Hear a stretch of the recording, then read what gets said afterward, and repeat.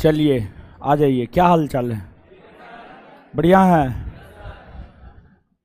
आ जाइए, सबसे पहले पिछले क्लास का रिवीजन कर लेते हैं और फिर आगे बढ़ जाएंगे, ठीक है? आ जाइए।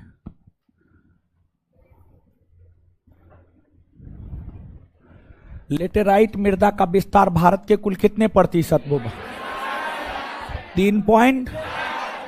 लेटेराइट मृदा का विस्तार किन क्षेत्रों में देखने को मिलता है? लेटेराइट मृदा किन किन राज्यों में देखने को मिलता है? लेटेराइट मृदा में उगने वाली फसल रबर, कॉफी, कहवा, काजू। मृदा स्वास्थ्य कार्ड योजना की शुरुआत किसने किया? प्रधानमंत्री नरेंद्र। कहां से? राजस्थान के सूरतगढ़। कब से? 2000 फरवरी 2015। बालू का व्यास कितना होता है? 2.0 से 1.0। मोटा बालू का व्यास 1.0 से 0.5। महीन बालू का, गाढ़ का। बालू और मोटी बालू के व्यास में कितने मिलीमीटर का अंतर होता है? निकाले हैं? निकाल लीजिएगा। पर्वतीय मृदा कैसी मृदा है? इसकी प्रकृति कैसी है? अम्लीय ना। बागानी कृषि किन क्षेत्रों में की जाती है? जहां पर पर्वतीय मृदा पाई जाती है। इसके प्रमुख फसल चाय, कॉफी। मरुस्थलीय शुष्क मृदा का विस्तार किन क्षेत्रों में देखने को मिलता है? राजस्थान के पश्चिमी भाग, पंजाब के दक्षिणी भाग, गुजरात के उत्तरी भाग। मरुस्थलीय मृदा का विस्तार भारत के कितने प्रतिशत भूभाग पर? 4.32% भू। पर्वतीय मृदा भारत के कौन कौन से क्षेत्रों में पाई जाती है? उत्तर में, उत्तर पूर्व में, प्रायद्वीपीय भारत में। आपके बदले हम ही को याद करना होता है, सब पढ़ते उड़ते ना है जी, कपार खंडा देंगे हम सबका। मरुस्थलीय मृदा को में उगने वाले प्रमुख फसल ज्वार, बाजरा जैसे मोटे अनाज। मरुस्थलीय मृदा भारत के किन किन राज्यों में देखने को मिलती है? मरुस्थलीय मृदा में किसकी अधिकता देखने को मिलती है? किसकी? रेत की। किसकी? देखिए, अब देखिएगा, आप देखिएगा नोट में तो आपको 6 प्रकार का मृदा पढ़ा दिए हैं। जलोढ़, लाल पीली, काली, लेटेराइट, शुष्क अथवा मरुस्थलीय और पर्वतीय। ठीक है, 6 गो मृदा पढ़ा दिए। देखिए, मुख्य तौर पर जानते हैं 4 गो मृदा का महत्व है। जलोढ़, लाल पीली, काली, लेटेराइट। लेकिन अब पढ़ रहे हैं तो यहो दोनों थोड़ा थोड़ा पढ़ लीजिए, बहुत ज्यादा महत्व है नहीं। देखिए, अब जो 2 मृदा बचा हुआ है, ठीक है, एक है आपको लवणीय मृदा। लवणीय मृदा। और एक है आपको पीट एवं जैव मृदा। पीट एवं जैव मृदा। जैव मृदा, ठीक है। एक है लवणीय मृदा और एक है पीट एवं जैव मृदा। यही दोनों बचा हुआ है। देखिए, बकाइए ने सुनिए। लवणीय मृदा नाम से ही स्पष्ट है कि जिसमें लवण की मात्रा अधिक होगी।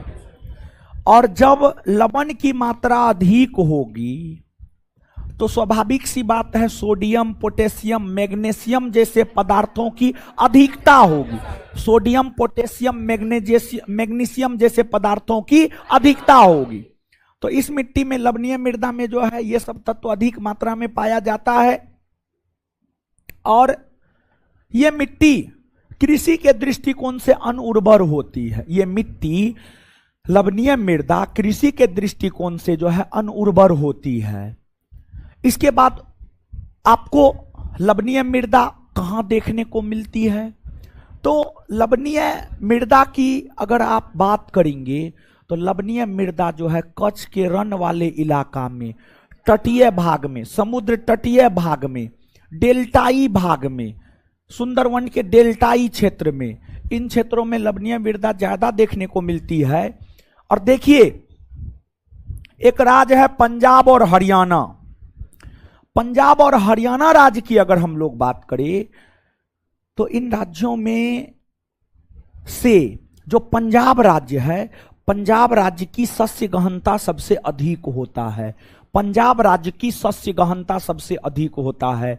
अब कहिएगा इस सस्य गहनता क्या होता है? देखिए, सस्य गहनता क्या होता है, इसको आप थोड़ा सा समझिएगा। सस्य गहनता क्या होता है, सस्य गहनता क्या होता है, इसको आप समझिएगा। देखिए, ध्यान दीजिएगा।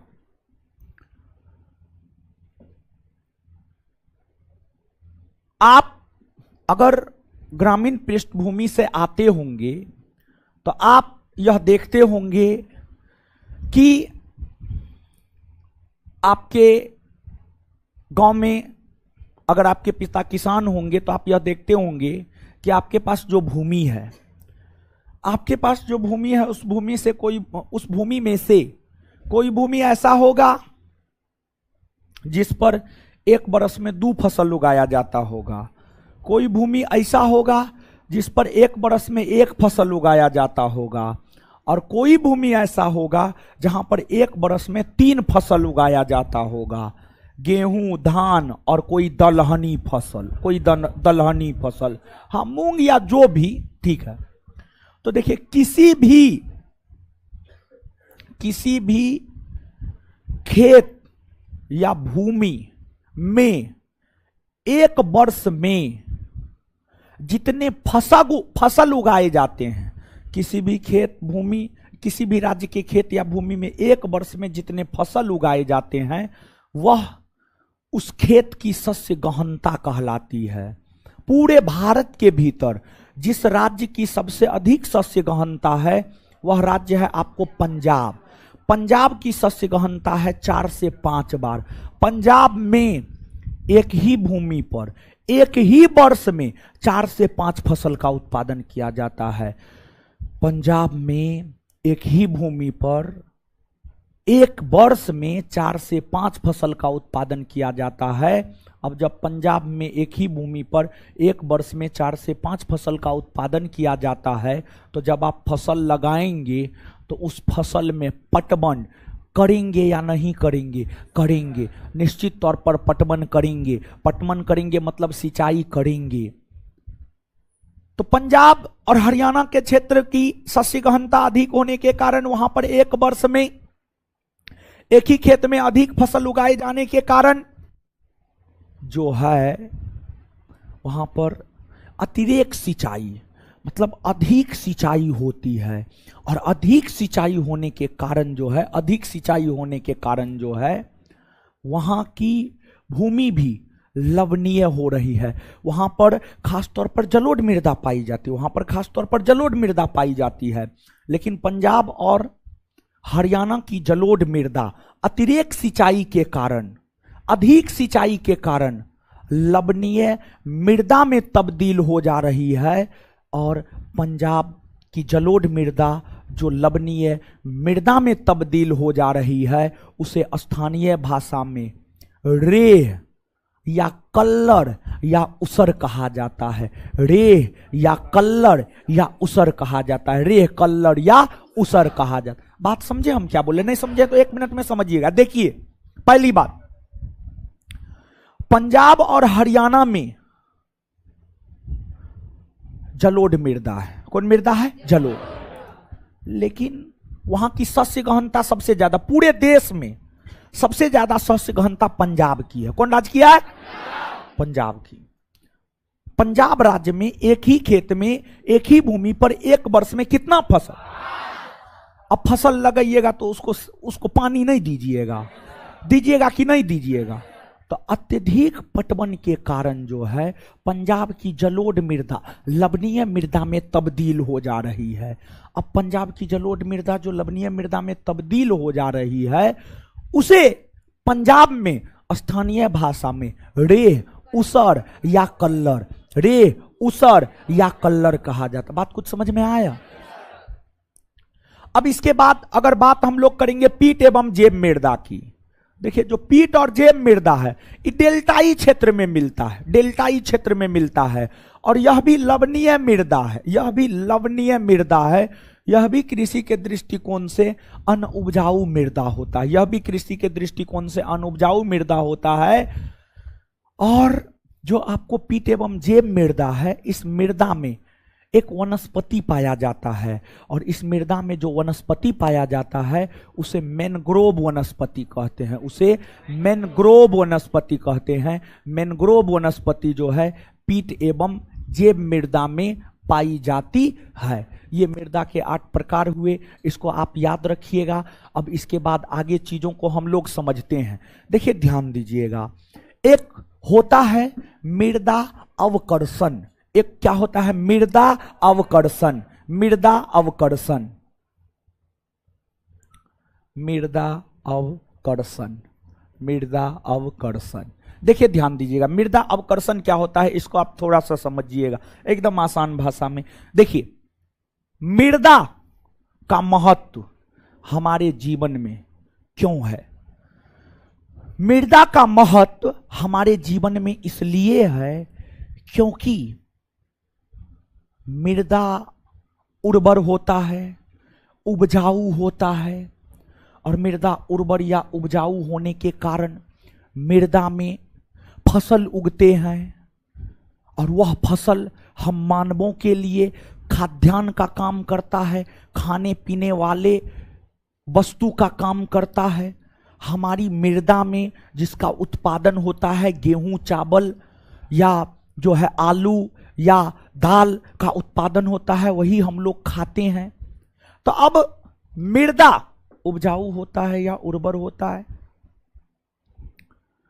तो मृदा जो उपजाऊ होता है या उर्वर होता है, मृदा की उर्वरता में ह्रास होना, मृदा की उर्वरता में कमी होना, मृदा की उर्वरता में ह्रास होना या मृदा की उर्वरता में कमी होना ही मृदा अवकर्षण कहलाता है। जब कोई उर्वर मृदा अनुर्वर मृदा में तब्दील हो जाती है, जब किसी मृदा में फसल उत्पादन हो रहा है लेकिन अचानक उस मृदा में फसल उत्पादन नहीं होने लगा, अगर अचानक नहीं होने लगा मतलब मृदा अनुर्वर हो गई। क्या हो गई? अनुर्वर। तो मृदा के उर्वरता में ह्रास का होना, मृदा के उर्वरता में कमी का आना, मृदा के उर्वरता में कमी का आना क्या कहलाता है? मृदा अवकर्षण। देखिए जैसे आप अपने स्तर पर समझिए, देखिए जैसे आप अभी इंटर करके आए होंगे या ग्रेजुएशन कर लिए होंगे या ग्रेजुएशन हो गया होगा, जब आप नया नया पटना आते हैं ना, तो आप में पढ़ने की भूख, आप में पढ़ने की ललक काफ़ी ज़्यादा होती है, काफ़ी ज़्यादा होती है। लेकिन जैसे जैसे समय बढ़ते जाता है, आपके आसपास निगेटिव लोग आते जाते हैं, वो आपको मोटिवेट करते रहता है, तुमसे नहीं होगा, नहीं होगा, नहीं होगा, और आप भी मान बैठते हैं नहीं होगा। फिर आप ऐसे ही अपना लगे रहते हैं। तो धीरे धीरे जैसे ही आपके आसपास निगेटिव लोग आएगा, वैसे ही जो है आपके पढ़ने की क्षमता कम होता जाएगा, पढ़ने की क्षमता कम होता जाएगा। और जैसे जैसे धीरे धीरे आपके पढ़ने की क्षमता कम होता जाएगा, जितना कम होता जाएगा, एक दिन ऐसा होगा कि आप में पढ़ने की कोई क्षमता नहीं बचेगा, फिर आप कोहिनूर हो जाइएगा। क्या हो जाइएगा? कोहिनूर। फिर जो है आप कांख में लुसेंट लीजिएगा, खैनी लटा के खाइएगा और दूसरे को जो है उपदेश दीजिएगा। और कहीं पर लुसेंट एसपीडी चलेगा तो चल जाइएगा, बैठिएगा। कल कल हड़प्पा सभ्यता मातृ सत्तात्मक था, वैदिक सभ्यता पितृ सत्तात्मक था, करते रहिएगा। जब उससे पहले नहीं हुआ तो वो करने से खाक होगा, कुछ नहीं होगा, समझ गए। तो वही मृदा। इसलिए देखिए, हर चीज का एक समय होता है, हर चीज का एक उम्र होता है। अभी जो आपका उम्र है ना, अभी आप में पढ़ने की बहुत ज्यादा क्षमता, बहुत एनर्जी है। तो अभी इस एनर्जी को सही वे में खपत कीजिए और पढ़िए। हम तो यही कहेंगे पढ़िए, हम दूसरा कुछ थोड़े कहेंगे, ठीक है। तो पढ़िए, मन लगा करके पढ़िए। तो मृदा के उर्वरता में ह्रास का होना क्या कहलाता? मृदा अवकर्षण। क्लियर है? इसके बाद अब समझिएगा, मृदा मिट्टी, जैसे हमारा शरीर है, हमारा शरीर, आपका शरीर, हम सबका शरीर, मानव का शरीर, मानव के शरीर में जो ये त्वचा है, त्वचा क्या कोई एक परत है? त्वचा एक परत से बना हुआ है? बताइए। नहीं, त्वचा एक परत से नहीं बना हुआ है, बल्कि त्वचा कई परतों से बना हुआ है। हाँ या ना?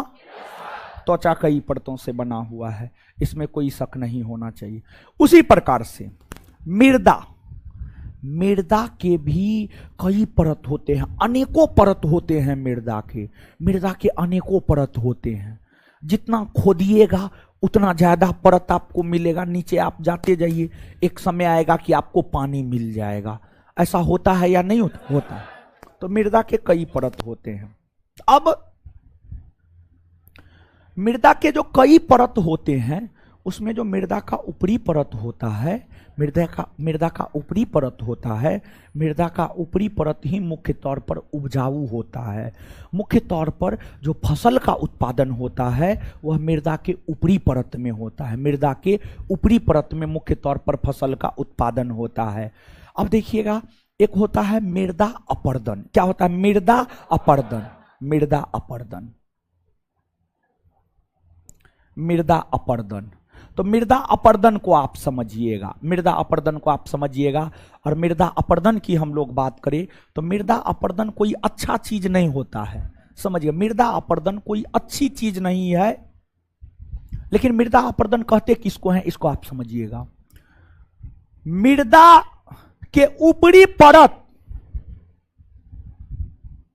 में क्षरण होना या मृदा के ऊपरी परत का विनाश होना, मृदा के ऊपरी परत का विनाश होना मृदा अपर्दन कहलाता है। मृदा अपर्दन कहलाता है। अब मृदा अपर्दन क्यों होता है? देखिए, मृदा अपर्दन के कई कारण हैं। मृदा अपर्दन के कई कारण हैं, जैसे अत्यधिक पशुचारण। अत्यधिक पशुचारण मतलब अगर आप पशुओं को ज्यादा चराइएगा, पशु क्या करता है? मुंह से, अपने मुंह से जो घास होता है उस घास को नोच कर खाता है। जब पशु घास को नोच कर खाता है तो उसके साथ पशु जो है मिट्टी को भी उखाड़ता है, मिट्टी को उखाड़ता है। और जो मिट्टी को उखाड़ता है वो मिट्टी के ऊपरी परत को न उखाड़ता है, तो मिट्टी के ऊपरी परत का विनाश होता है। तो अत्यधिक पशुचारण मृदा अपर्दन के कारण होते हैं। दूसरा, वायु अपर्दन। वायु अपर्दन, वायु अपर्दन, वायु अपर्दन यानी हवा जब तोड़ फोड़ करती है। देखिए, हवा भी अपना काम करती है। हवा का काम देखना है तो आपको जाना होगा मरुस्थल में। मरुस्थल में जाएंगे तो हवा का काम आपको दिखेगा। हवा जब काफी तीव्र गति से चलती है तो मिट्टी का जो ऊपरी परत होता है ना, उसको बहा करके लेकर के चल जाती है। कभी काल गर्मी में आप नहीं देखते हैं कि हवा के साथ बालू बहती है? हाँ या ना? तो वायु अपर्दन हो गया। हाँ, दीघा घाट, दीघा घाट इधर न है जी।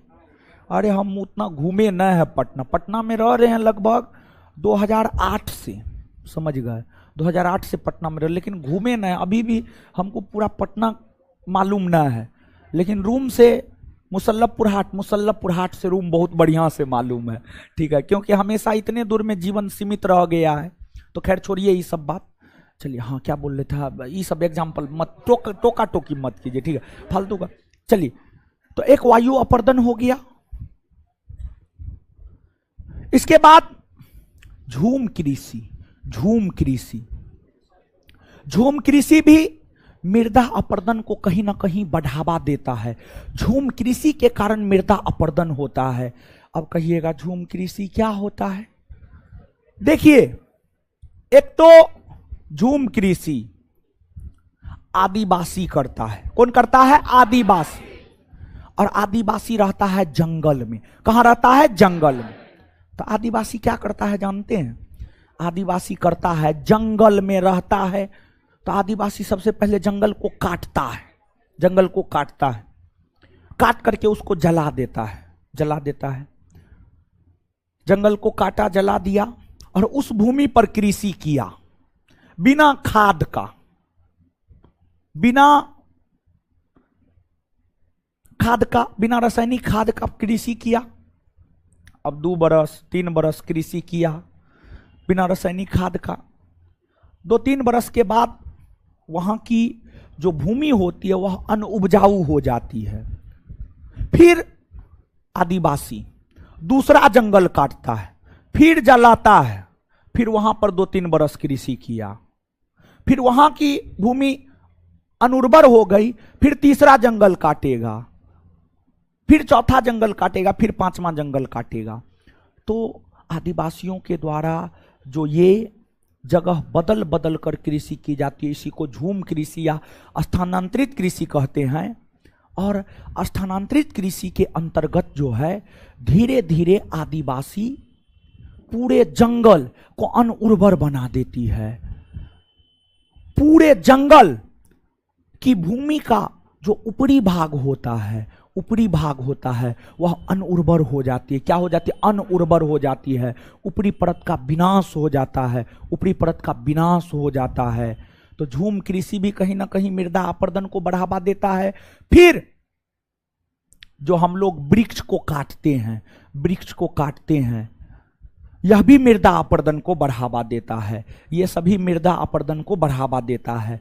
अब मृदा अपर्दन की अगर हम लोग बात करें तो मृदा अपर्दन कुल 5 चरणों में होता है। मृदा अपर्दन कुल 5 चरणों में होता है।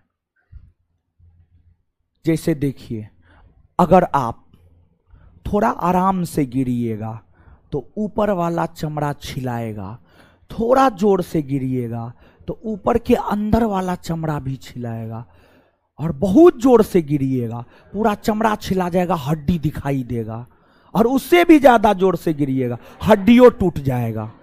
समझ गए? तो ये लेटेस्ट अनुभव है। तो जो मृदा अपर्दन है, मृदा अपर्दन है, मृदा अपर्दन 5 चरणों में होता है। कितने चरणों में? 5। कितने चरणों में? 5 चरण का क्रम याद रखिएगा। आपसे क्रम पूछा जाता है, 5 चरण का क्रम पूछा जाता है।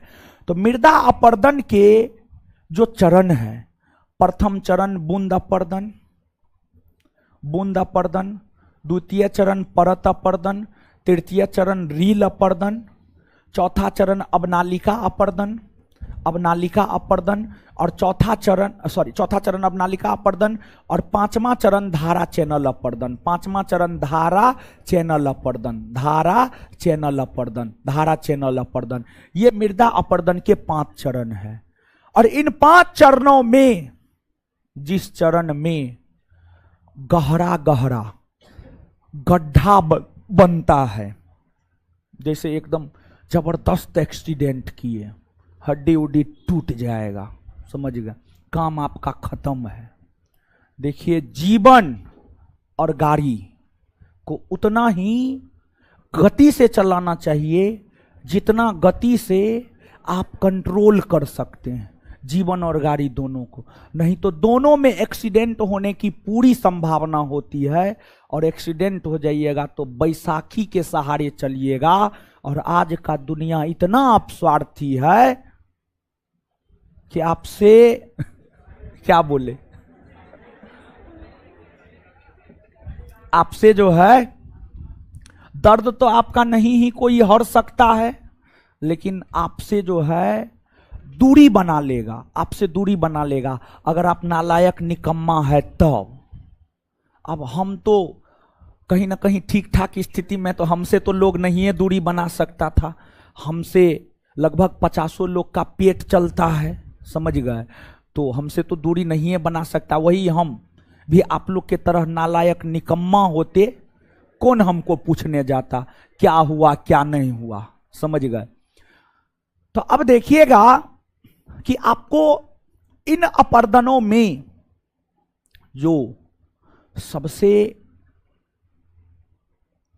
प्रमुख अपर्दन है वह अवनालिका अपर्दन है।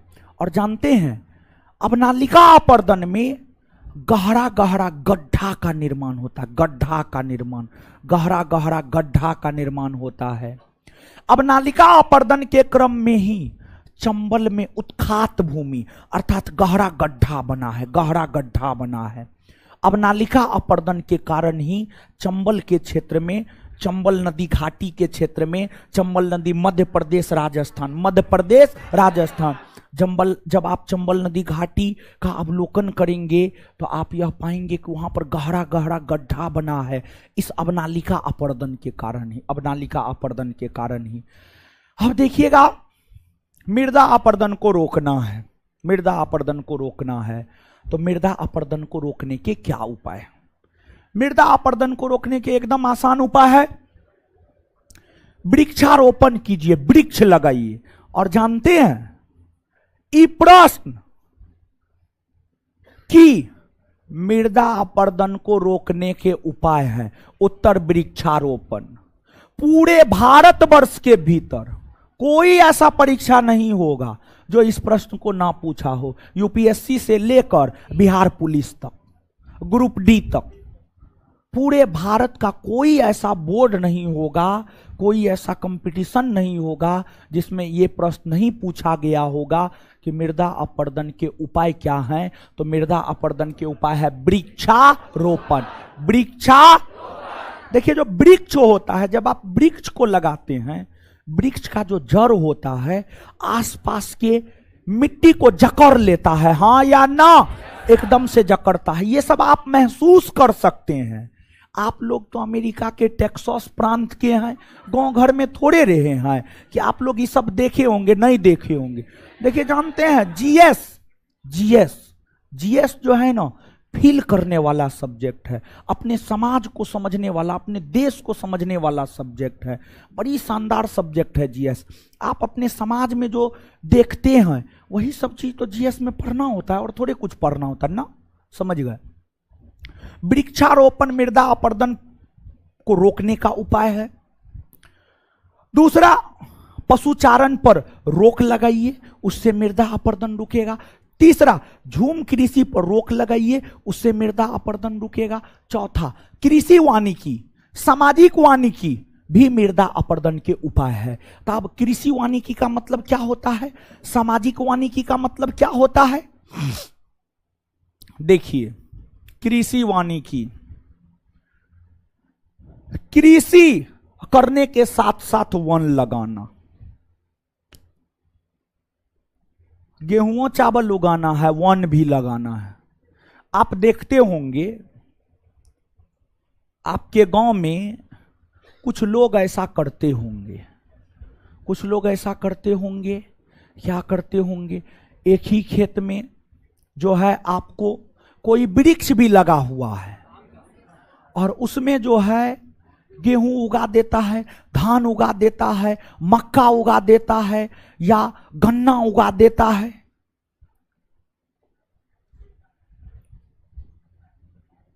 तो जब कोई किसान अपने खेत में कृषि करने के साथ साथ उसमें कोई एक्का दुक्का वृक्ष भी लगा देता है, एक्का दुक्का वृक्ष भी लगा देता है, उसी को कृषि वानिकी कहा जाता है। इसके बाद सामाजिक वानिकी, देखिए देखिए, आप देखेंगे, आप अपने गांव घर में कुछ पड़ती भूमि देखेंगे जहां पर कोई फसल उसल नहीं उगाया जाता है, या सरकारी भूमि देखेंगे, या नदी के किनारे पड़ती भूमि देखेंगे। नदी के किनारे वाली भूमि पर किसान इसलिए भी फसल नहीं उगाता है, नदी में पानी आएगा फसल बह जाएगा, फसल खत्म हो जाएगा, तो क्यों फालतू का सर दर्द उठाना। तो जो है आपको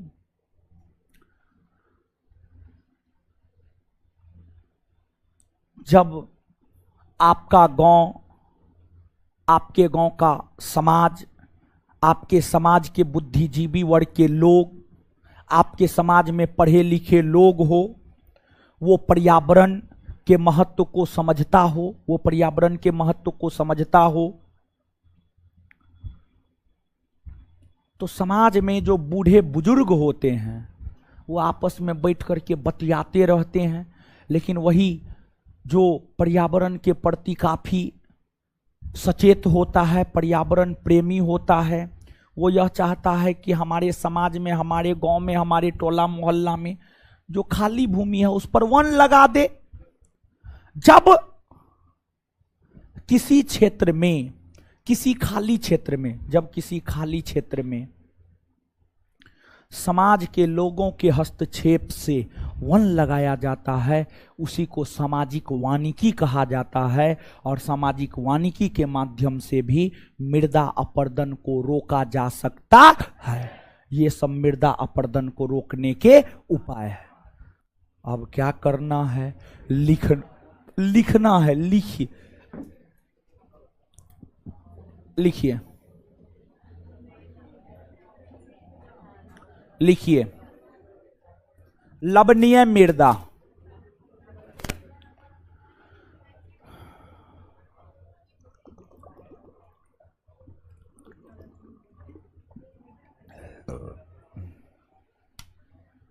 लिखिए लवणीय मृदा,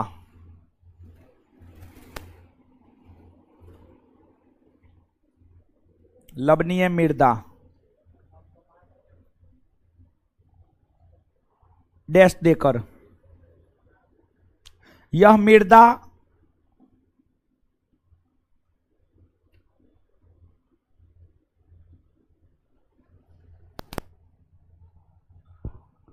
लवणीय प्रकृति का होता है,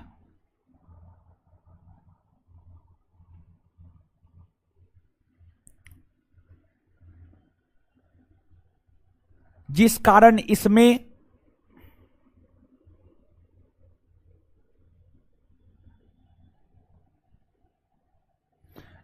इसमें सोडियम पोटेशियम मैग्नीशियम, जिस कारण इसमें सोडियम पोटेशियम मैग्नीशियम,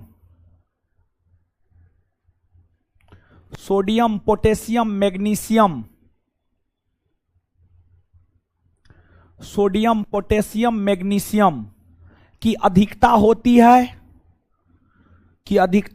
है, वहीं इस मृदा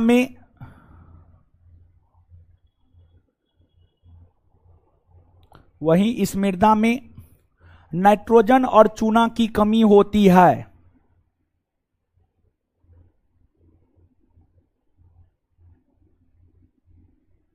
वहीं इस मृदा में नाइट्रोजन और चूना की कमी होती है। यह मृदा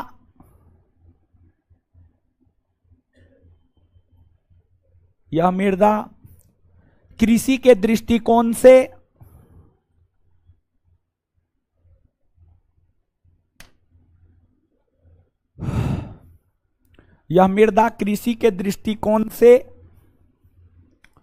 अनुपजाऊ होती है।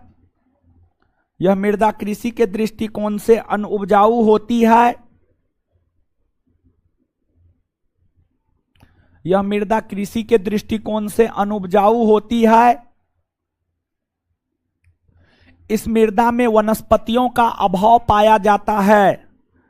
इस मृदा में वनस्पतियों का अभाव पाया जाता है।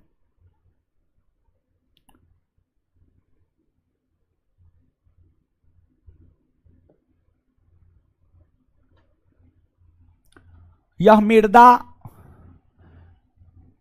मृदा गुजरात के कच्छ के रण गुजरात के कच्छ के रण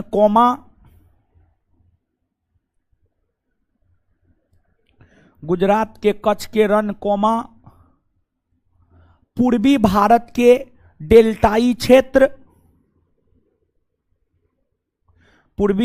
डेल्टाई क्षेत्र जैसे सुंदरवन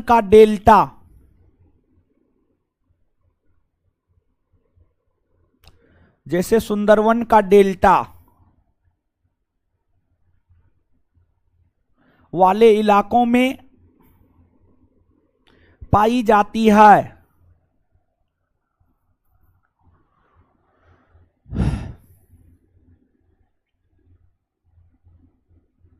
नेक्स्ट पॉइंट, जिप्सम का प्रयोग कर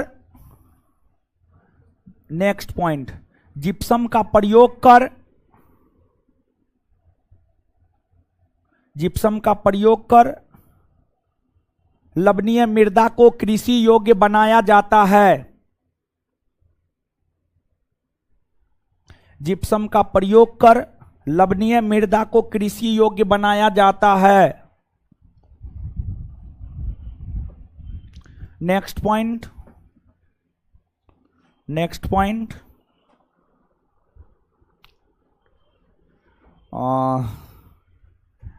आगे लिखिएगा। पंजाब और हरियाणा के क्षेत्र में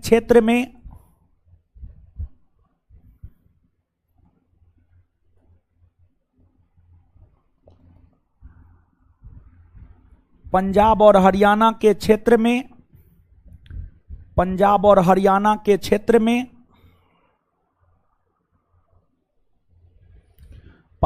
हरियाणा के क्षेत्र में अतिरेक सिंचाई के कारण, लिख देते हैं, चिंता मत कीजिए।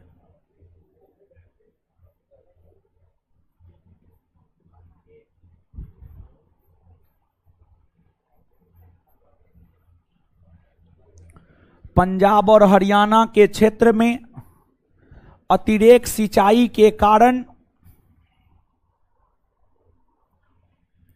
इस मृदा का प्रसार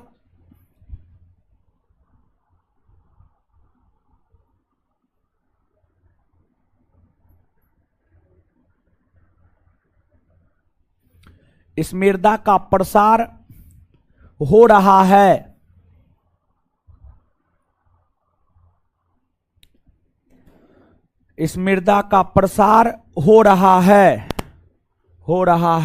फुल स्टॉप।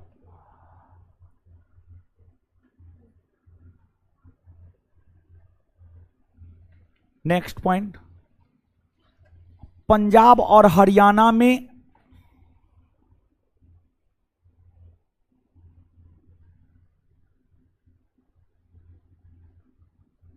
जलोढ़ मृदा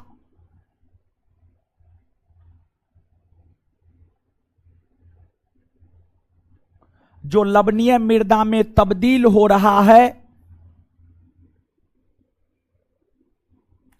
जलोढ़ मृदा जो लवणीय मृदा में तब्दील हो रहा है,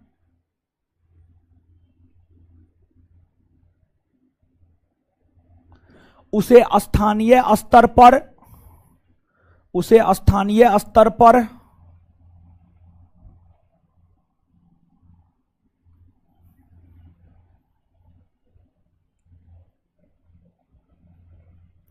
रेह, ऊसर या कल्लर, उसे स्थानीय स्तर पर रेह, ऊसर या कल्लर, उसे स्थानीय स्तर पर रेह, ऊसर या कल्लर, उसे स्थानीय स्तर पर रेह, ऊसर या कल्लर कहा जाता है।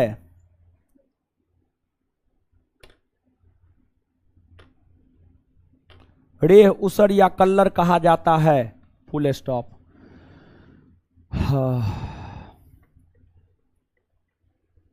नेक्स्ट पॉइंट, इस मृदा में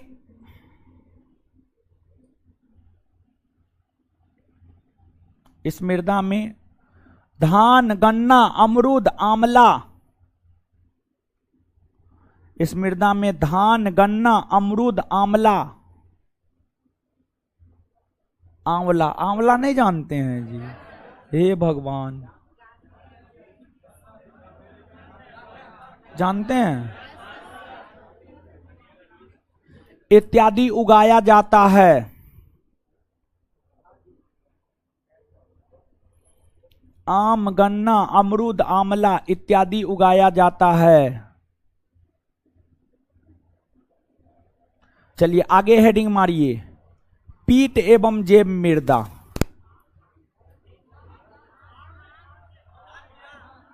आम ने बोले थे, धान बोले थे। हाँ, दूसरा बार आम बोल दिए थे क्या?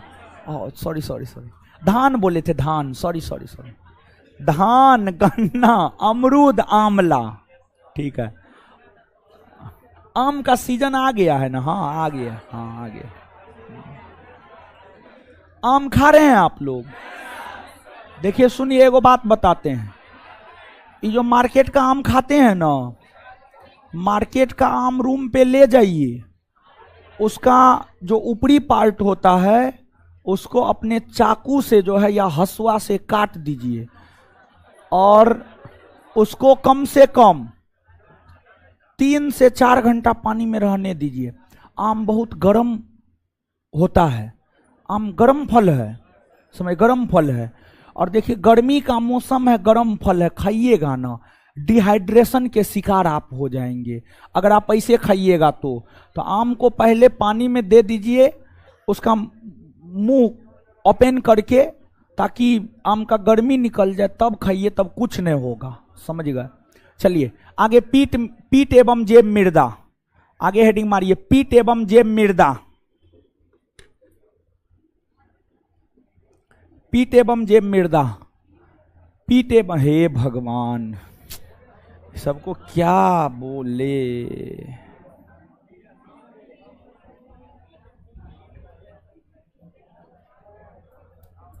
पीट एवं जेब मृदा, जेब मृदा, पीट एवं जेब मृदा लिखिएगा डैश देकर। इस मृदा का निर्माण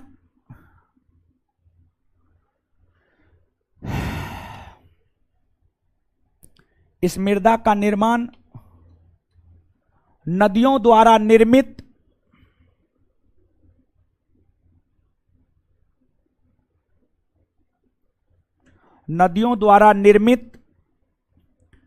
डेल्टाई क्षेत्रों में, नदियों द्वारा निर्मित डेल्टाई क्षेत्रों में जल के भराव के कारण होता है। जल के भराव के कारण होता है। जल के भराव, हे भगवान,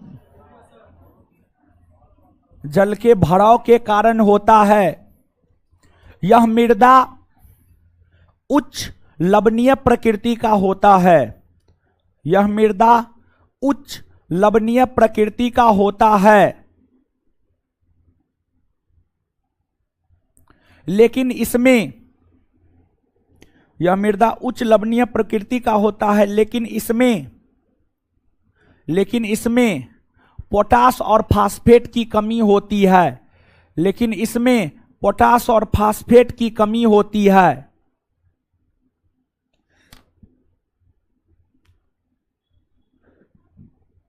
नेक्स्ट पॉइंट, यह मृदा उच्च अम्लीय प्रकृति की होती है, लेकिन इसमें पोटास और फास्फेट की कमी होती है। नेक्स्ट पॉइंट, यह मृदा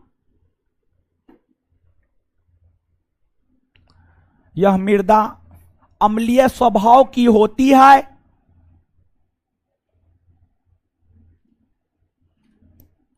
अम्लीय स्वभाव की होती है तथा इस मृदा में फेरस आयरन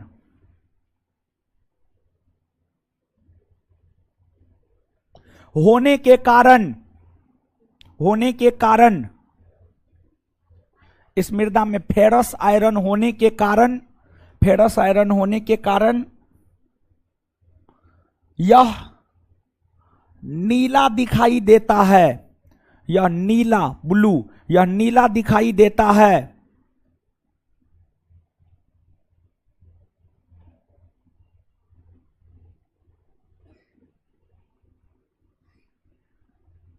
नेक्स्ट पॉइंट, यह मृदा केरल राज्य के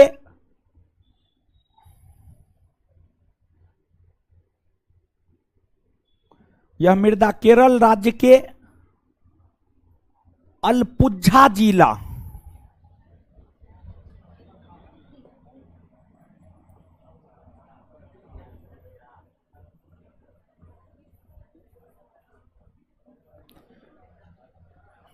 केरल राज्य के अलपुझा जिला कोमा कोमा उत्तराखंड के अल्मोड़ा, उत्तराखंड के अल्मोड़ा, उत्तराखंड के अल्मोड़ा, अल्मोड़ा, उत्तराखंड के अल्मोड़ा और सुंदरवन के डेल्टाई क्षेत्रों में, सुंदरवन के डेल्टाई क्षेत्रों में, सुंदरवन के डेल्टाई क्षेत्रों में पाई जाती है।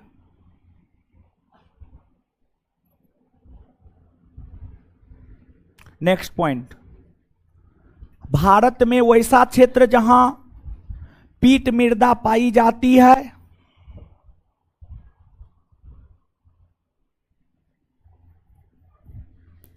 भारत में वैसा क्षेत्र जहां पीट मृदा पाई जाती है, भारत में वैसा क्षेत्र जहां पीट मृदा पाई जाती है, वहां मैंग्रोव वनस्पति,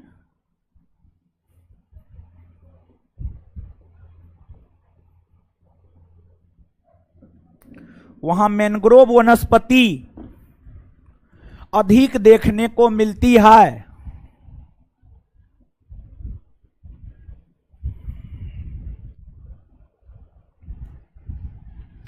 चलिए आगे हेडिंग मारिए, मृदा अवकर्षण।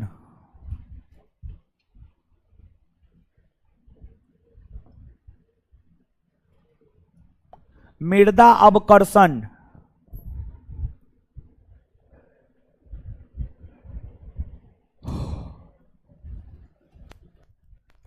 मृदा अवकर्षण डैश देकर,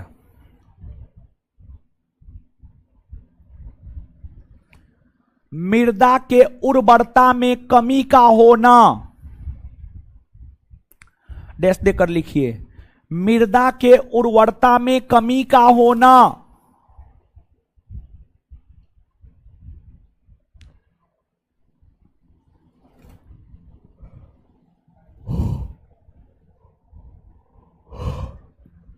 मृदा के उर्वरता में कमी का होना,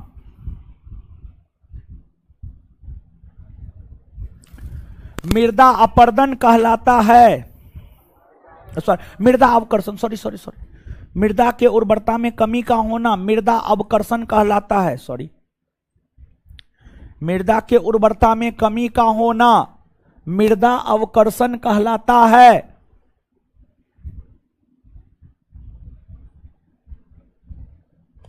मृदा के उर्वरता में कमी का होना मृदा अपरदन कहलाता है, मृदा अवकर्षण कहलाता है, सॉरी मृदा अवकर्षण कहलाता है, सॉरी। नेक्स्ट, मृदा अपरदन, मृदा अपरदन, मृदा अपरदन, सॉइल इरोजन, SOILEROSION, इरोजन। और अवकर्षण का मतलब होता है, अवकर्षण का इंग्लिश डिग्रेडेशन, ठीक है, डिग्रेडेशन, ठीक है। लिखिए, मृदा अपरदन, मृदा कई परतों से मिलकर बना होता है, मृदा अपरदन में लिखना है, मृदा कई परतों से मिलकर बना होता है,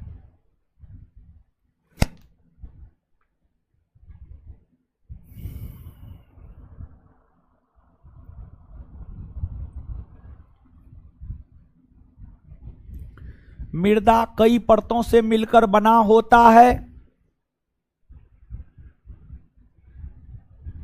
उसमें मृदा के ऊपरी परत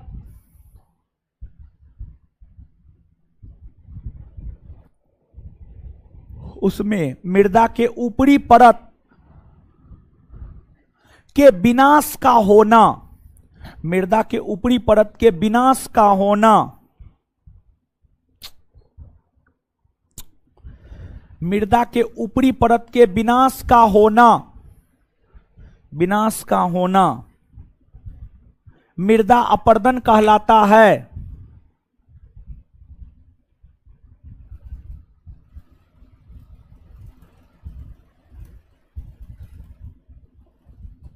फुल स्टॉप। मृदा अपरदन उसी में मृदा अपरदन मानवीय गतिविधि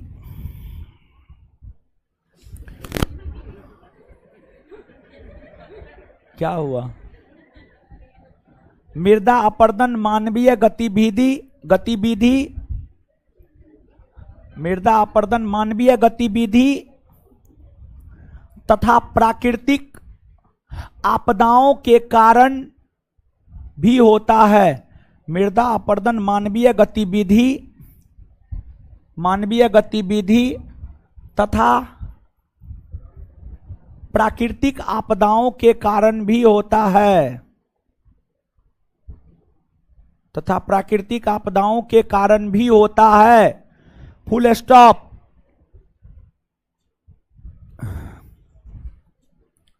अब लिखिएगा मृदा अपरदन के कारण, नीचे से मृदा अपरदन के कारण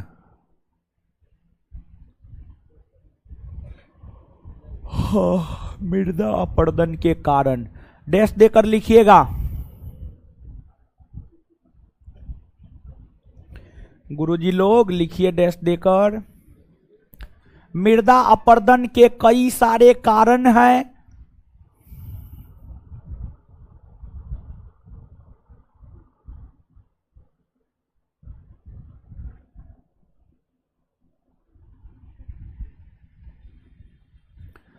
मृदा अपरदन के कई सारे कारण हैं, जैसे 1 नंबर में अत्यधिक पशुचारण, जैसे 1 नंबर में अत्यधिक पशुचारण,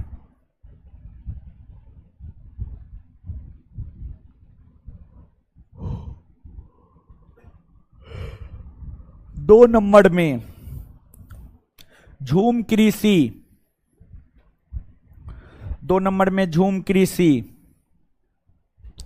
3 नंबर में वनों की कटाई, 3 नंबर में वनों की कटाई, 3 नंबर में वनों की कटाई, 4 नंबर में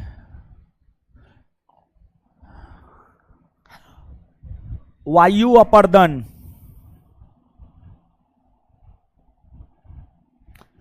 5 नंबर में जलीय अपरदन,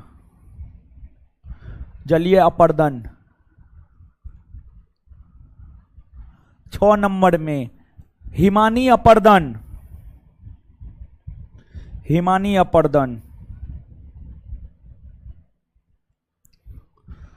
चलिए अब नीचे से लिखिएगा,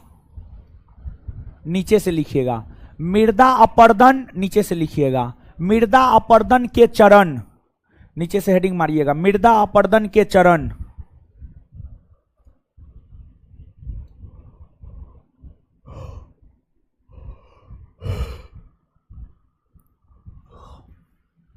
लिखिएगा मृदा अपरदन के चरण डैश देकर लिखिएगा। मृदा अपरदन मूलतः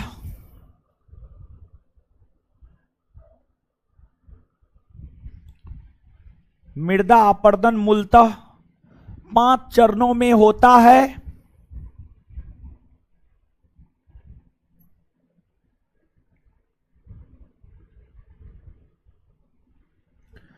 जिसमें प्रथम चरण बूंद अपरदन,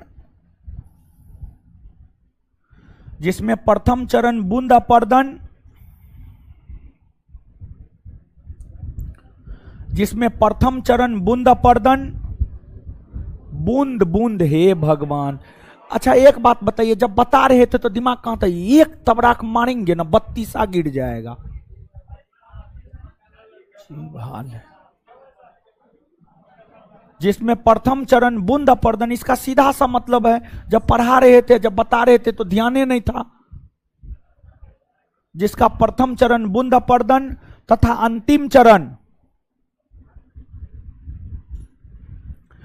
अंतिम चरण धारा चैनल अपर्दन, तथा अंतिम चरण धारा चैनल अपर्दन, अंतिम चरण धारा चैनल अपर्दन, धारा चैनल अपर्दन, धारा चैनल अपर्दन, धारा चैनल अपर्दन, अंतिम चरण धारा चैनल अपर्दन, फुल स्टॉप। मृदा अपर्दन उसी में, उसी लाइन में, हाँ उसी लाइन में, उसी लाइन में मृदा अपर्दन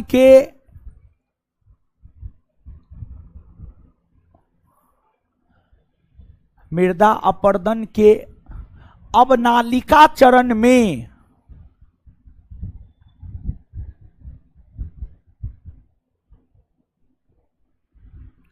अवनालिका चरण में गहरे खड्डे, गहरे खड्डे, गहरे खड्डे या उत्खात भूमि,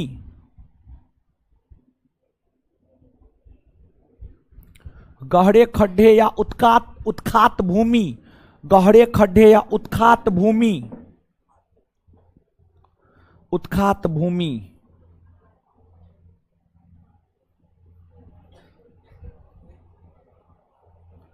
का निर्माण होता है।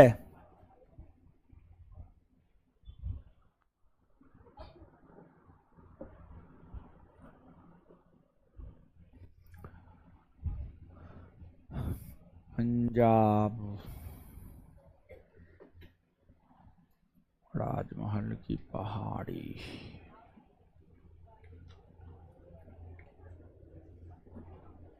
अब लिखिएगा, मृदा अपर्दन के चरण कर्मानुसार निम्न है।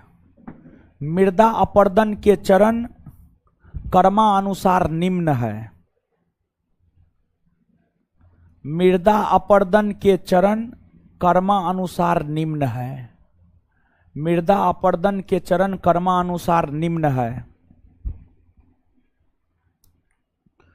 मृदा अपर्दन के चरण कर्मानुसार निम्न है। कर्मानुसार निम्न है। इसको लिखिए और कॉस्ट में घेर लीजिए। इसको लिखिए और कॉस्ट में घेरिए। इसको जो कॉस्ट में हम घेरे हैं, घेरिए इसको।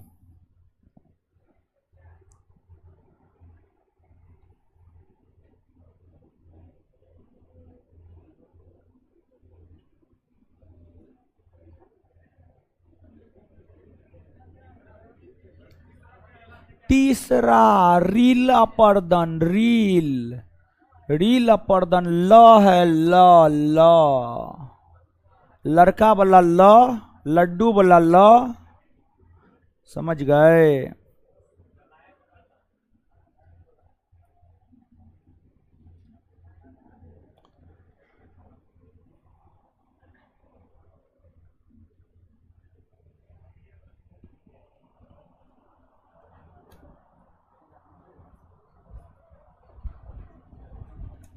चलिए एक चीज और देखिए, ध्यान दीजिएगा। जो अवनालिका अपर्दन है, इस अवनालिका अपर्दन से जो गहरा गहरा खड्डा का निर्माण होता है, देखिए ध्यान दीजिएगा। अवनालिका अपर्दन से जो गहरे गहरे खड्डे का निर्माण हुआ है, उसमें एक आपको पंजाब पंजाब पंजाब पंजाब में शिवालिक पर्वत के दक्षिणी ढाल पर, निचली ढाल पर गहरा खड्डा अवनालिका अपर्दन के कारण बना है।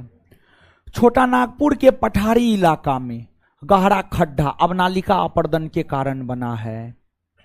फिर आपको गुजरात के खंभात के खाड़ी वाला इलाका में इस एरिया में गहरा गहरा खड्डा अवनालिका अपर्दन के कारण बना है। फिर आपको चंबल यमुना दोआब क्षेत्र, चंबल यमुना दोआब क्षेत्र में गहरा गहरा खड्डा अवनालिका अपर्दन के कारण बना है। समझ गए? तो नीचे से लिखिएगा, अवनालिका अपर्दन के कारण, अवनालिका अपर्दन से प्रभावित क्षेत्र निम्न है। अवनालिका अपर्दन से प्रभावित क्षेत्र निम्न है। अवनालिका अपर्दन से प्रभावित क्षेत्र निम्न है। अवनालिका अपर्दन से प्रभावित क्षेत्र निम्न है।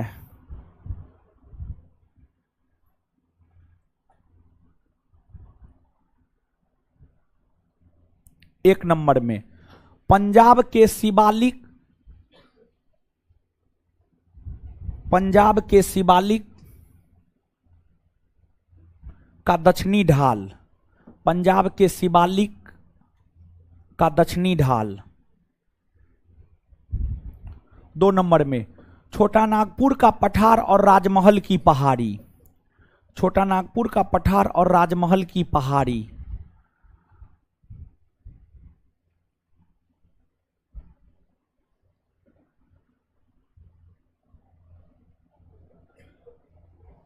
छोटा नागपुर का पठार और राजमहल की पहाड़ी। 3 नंबर में चंबल यमुना दोआब क्षेत्र,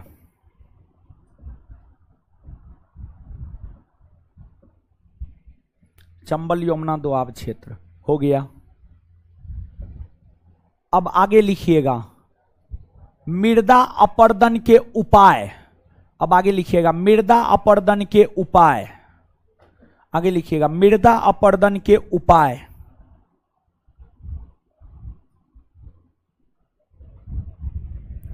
मृदा अपर्दन के उपाय, मृदा अपर्दन के उपाय।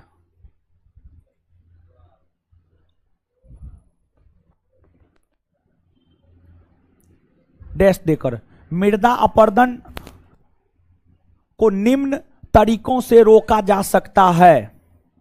मृदा अपर्दन को निम्न तरीकों से रोका जा सकता है। मृदा अपर्दन को निम्न तरीकों से रोका जा सकता है। 1 नंबर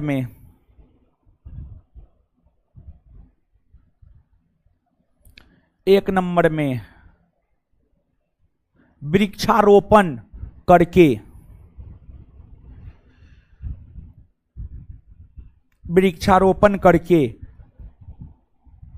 वृक्षारोपण करके। 2 नंबर में पशुचारण पर रोक लगाकर,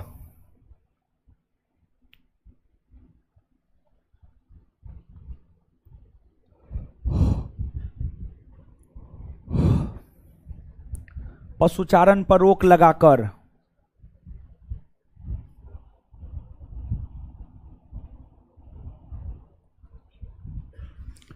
3 नंबर में, 3 नंबर में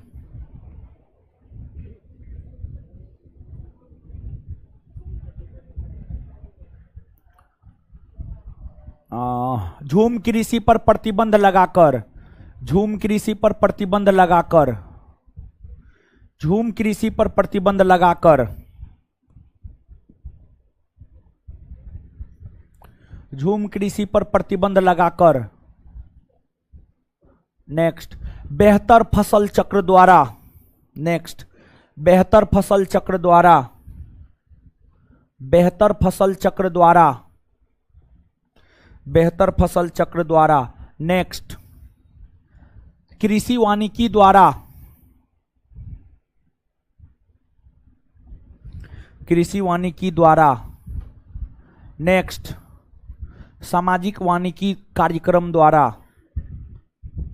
सामाजिक वानिकी कार्यक्रम द्वारा, सामाजिक वानिकी कार्यक्रम द्वारा, सामाजिक वानिकी कार्यक्रम द्वारा, सामाजिक वानिकी कार्यक्रम द्वारा, सामाजिक वानिकी कार्यक्रम द्वारा।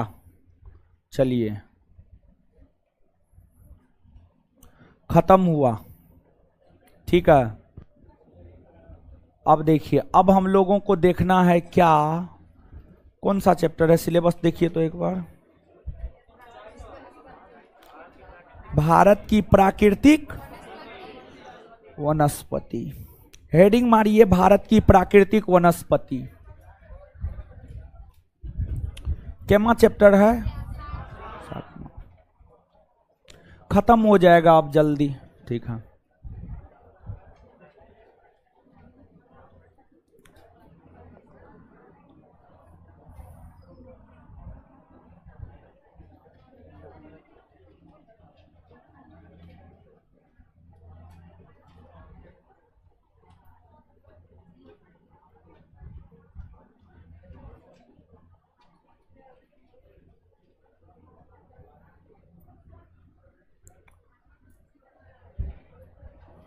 कुर्सी कहाँ गया जी मेरा, कुर्सी यहाँ कैसे चले आया, हम ही रखे थे।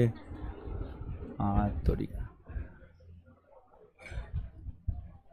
भारत की प्राकृतिक वनस्पति।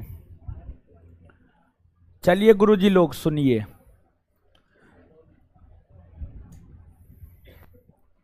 देखिए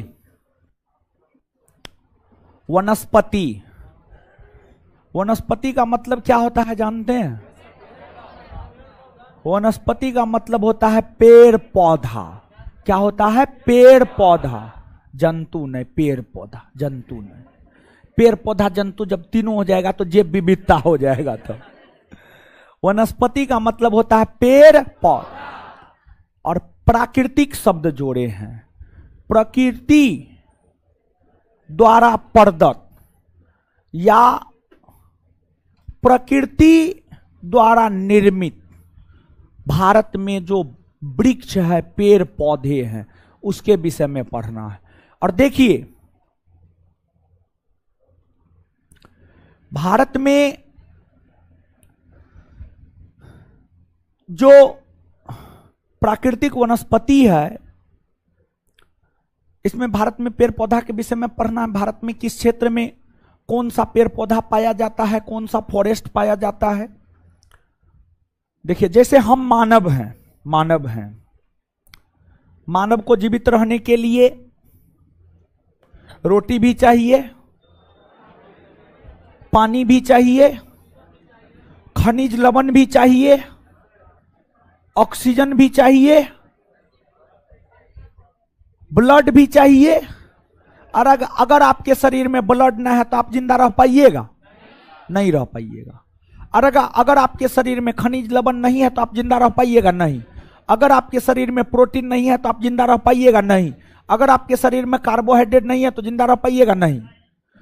मानव शरीर में हर चीज का होना आवश्यक है, हर चीज का होना आवश्यक है। तो अब जो हमारा एटमॉस्फेयर है, जो हमारा वातावरण है,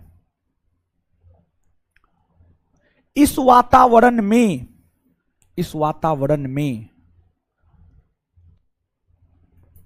हर चीज का होना आवश्यक है। मेढक का होना भी आवश्यक है, सांप का होना भी आवश्यक है, बकरी का होना आवश्यक है, मानव का होना भी आवश्यक है, कीट पतंग का होना भी आवश्यक है, हर चीज का होना आवश्यक है। कोई भी एक चीज अगर नहीं रहता है तो फिर पर्यावरणीय असंतुलन की स्थिति उत्पन्न हो जाती है। देखिए अगर मेढक नहीं होगा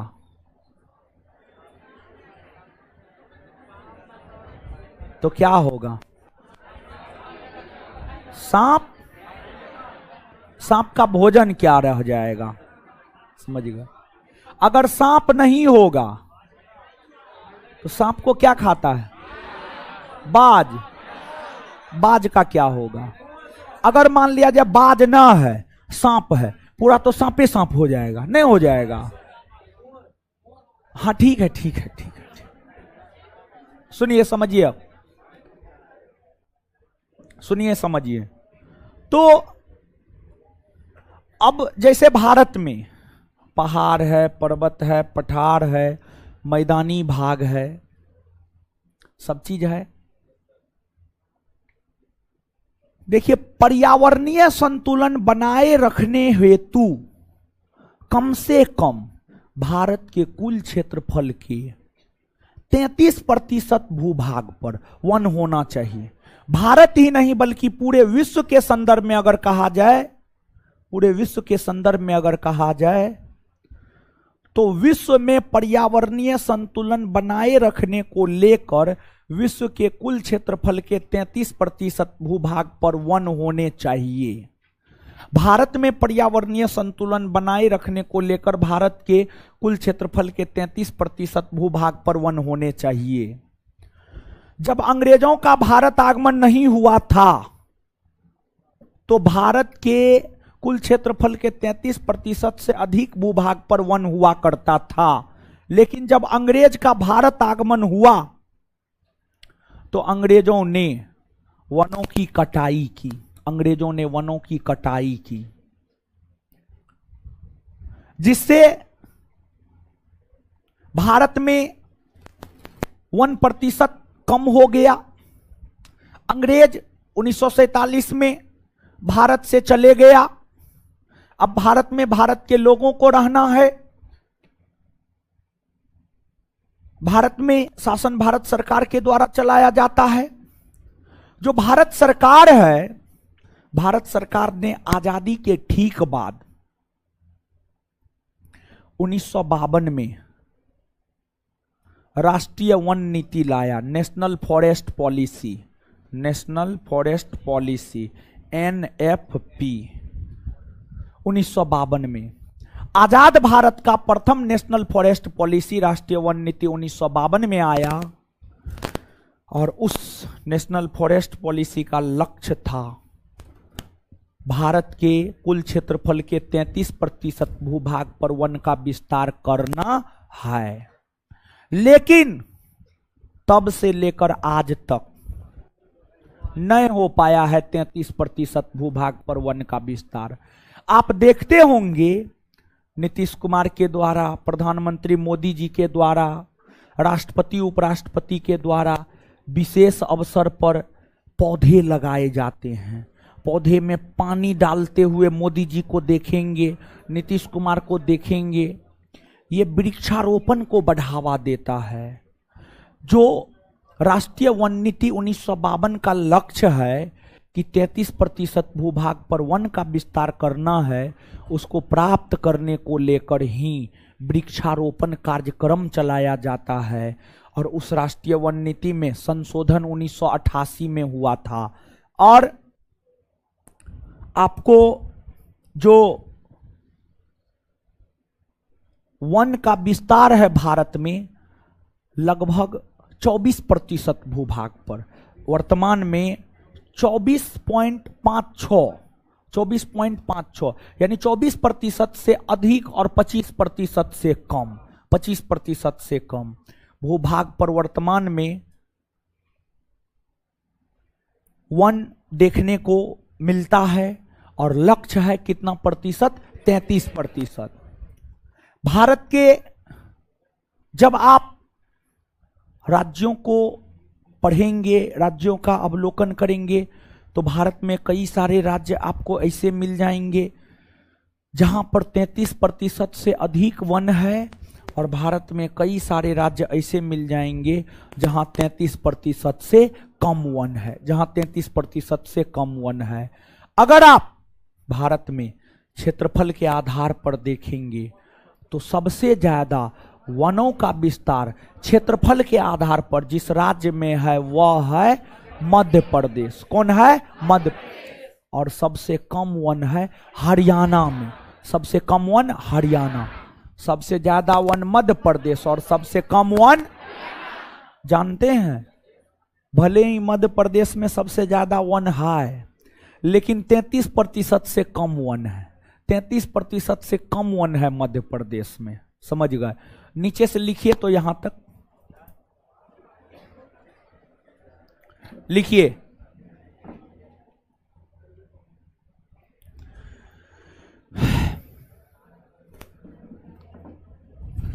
पर्यावरणीय संतुलन बनाए रखने को लेकर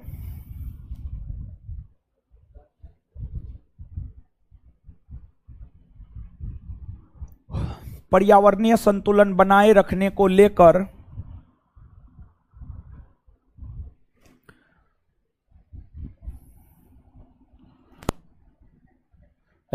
रुकिए लिखाएंगे। लड़की उधर चश्मा वाली खड़ा हो जाइए, खिड़की के पास चश्मा वाली खड़ा हो जाइए। कहाँ थे आप इतना दिन से, बताइए। है हल्ला काहे कर रहे हैं? कहाँ थे? घर गए थे?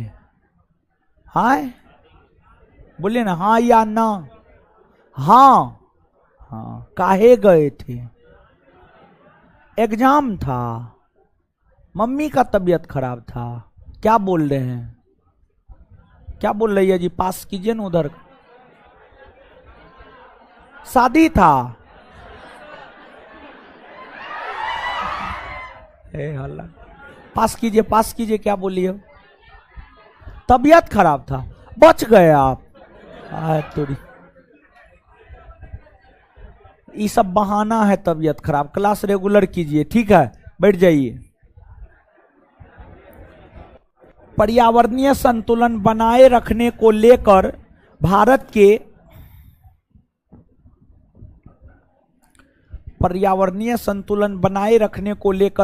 के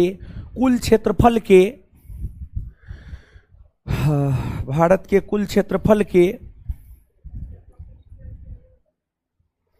33% भूभाग पर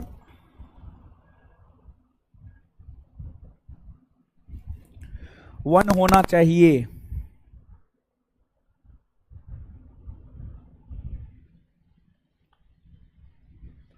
नेक्स्ट पॉइंट, स्वतंत्र भारत की प्रथम राष्ट्रीय वन नीति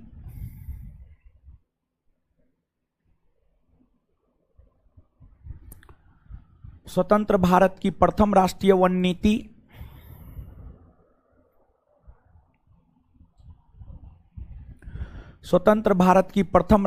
नीति 1952 ईस्वी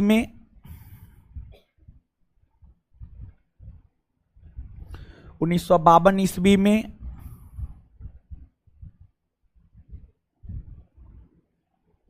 लाई गई है।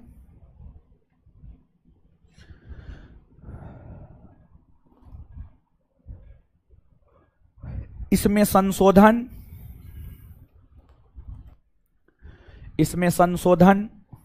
1988 ईस्वी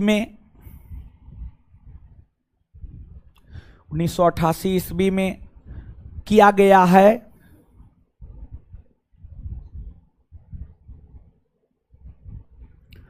इसमें संशोधन 1988 ईस्वी में किया गया है। इस वन नीति का लक्ष्य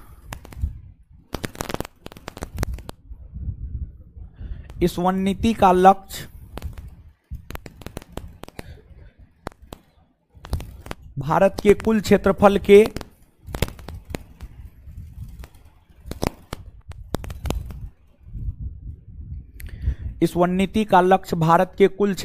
के 33% भूभाग पर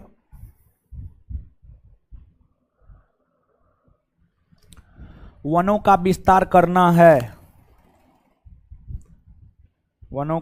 करना है।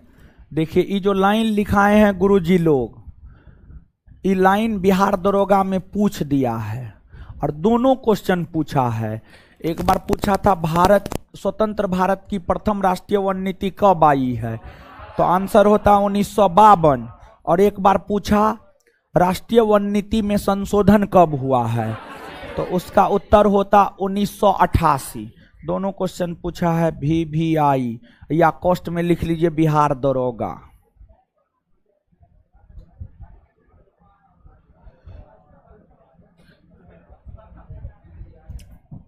नेक्स्ट पॉइंट, भारत में सबसे ज्यादा वन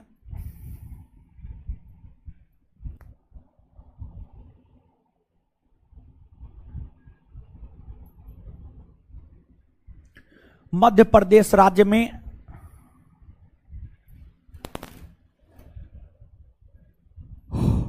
भारत में सबसे ज्यादा वन मध्य प्रदेश राज्य में तथा सबसे कम वन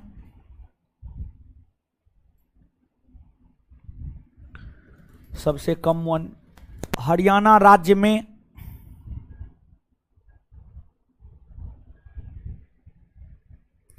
सबसे कम वन हरियाणा राज्य में देखने को मिलती है।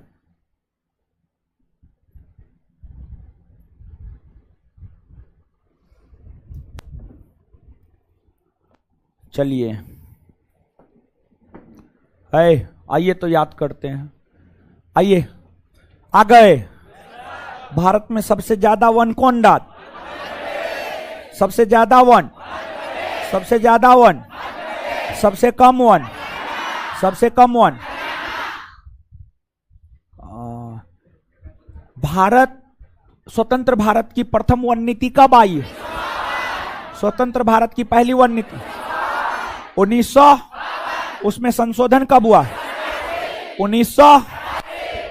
पर्यावरणीय संतुलन बनाए रखने के लिए कितने प्रतिशत भूभाग पर हुआ?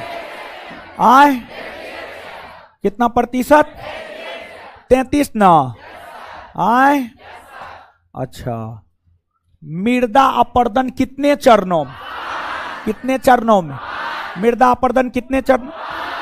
उसका क्रम पहले, उसके बाद, उसके बाद, उसके बाद। मृदा अपरदन का प्रथम चरण, दूसरा, तीसरा, चौथा, पांचवा। एक बार फिर से, मृदा अपरदन का पहला चरण क्लियर है? किस अपरदन से गहरा खड्डा बनता है? अब मृदा अपरदन का पहला चरण क्या?